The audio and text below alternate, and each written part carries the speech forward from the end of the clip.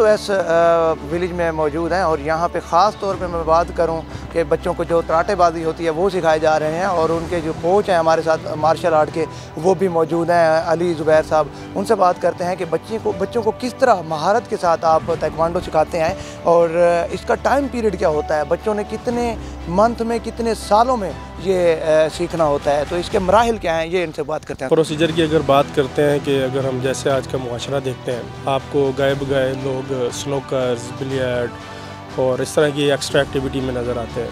तो martial art वो एक ऐसी गेम है जो कि करने के बाद इंसान को ख़ुद से बहुत ज़्यादा हेल्दी फील करता है, महसूस करता है और उसके बाद मेरा ख़्याल है कि बुराइयों से बचाने के लिए रद्द अमल है हमारी लाइफ में।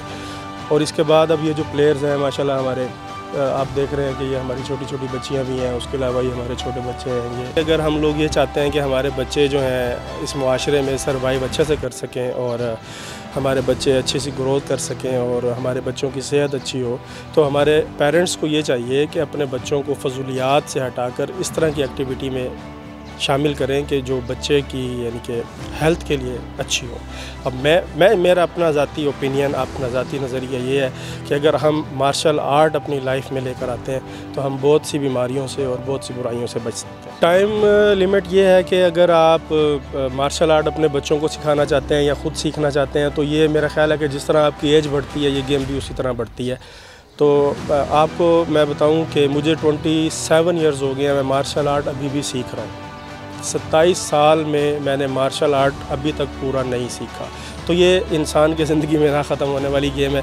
जिस तरह आपकी एज बढ़ती जाती है उस तरह आपका एक्सपीरियंस बढ़ता जाता है, उसी तरह इसमें चेंजेस आती जाती हैं। आपकी सेल्फ़ डिफेंस की टेक्निक्स चेंज हो जाती हैं, किक्स चेंज हो जाती हैं।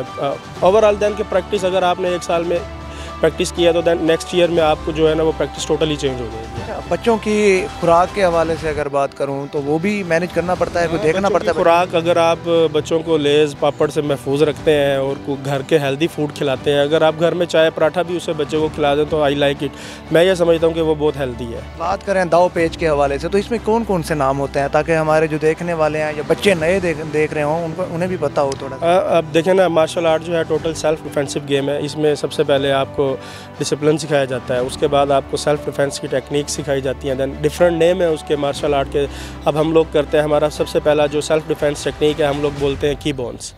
फ़र्स्ट ऑफ ऑल आरे माखी, ममथन माखी, उलगुल माखी। दैन उसके बाद हम लोग किक प्रैक्टिस की तरफ चले जाते हैं। अब छागी, बंदल छागी, दलियो छागी, नेरो छागी। इसी तरह फिर हम लोग सेल्फ डिफेंस अगर हम थाइगोज़ की तरफ जाते हैं तो ईल जंग, ई जंग, सम जंग, सा जंग, ओ जंग, फल जंग, जू जंग, खोरियो, इस तरह डिफरेंट आपकी जो है ना वो एक्टिविटीज़ आपके सामने आ जाती हैं। अब इसी तरह अगर हम ब्लॉकिंग एंड अटैकिंग टेक्निक्स की तरफ जाते हैं तो उसमें ये है कि ओशन सुलनमन करोगी। अगर आपको कोई पकड़ लेता है उसका सेल्फ डिफेंस किस तरीके से पकड़ना है, अगर आपको कोई ग्रिप कर लेता है तो आपने उसका सेल्फ डिफेंस किस तरीके से करना है। तो ये सब मार्शल आर्ट में सिखाया जाता है। कितना टाइम देना पड़ता है? ये आपके ऊपर डिपेंड करता है कि आप खुद 1 घंटा प्रैक्टिस करना चाहते हैं, 2 घंटे प्रैक्टिस करना चाहते हैं या 30 मिनट्स प्रैक्टिस करना चाहते हैं। ये मैं तो ये चाहता हूँ, क्या मेरा अपना ज़ाती ओपिनियन ये है कि आप 10 मिनट करें, 15 मिनट करें, लेकिन अपनी रूटीन में इसे शामिल कर लें।